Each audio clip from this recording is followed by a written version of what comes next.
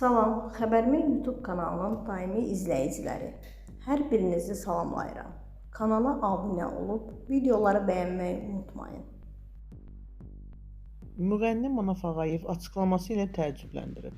Yenilik Yaz xəbər verir ki, Rəngarəng verilişinə qonaq olan ifaçı gənc həmkarı Nəfəslə bağlı etiraf edib.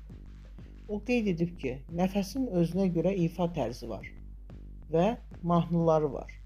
Lakin bəzi mahnıları oxuya bilməz. Sənətçi veriliş zamanı Nəfəs Şahnaz muğamını ifa etsə, mən bu sənətdən gedəcəm sözlərini söyləyərək hamını təəccübləndirib.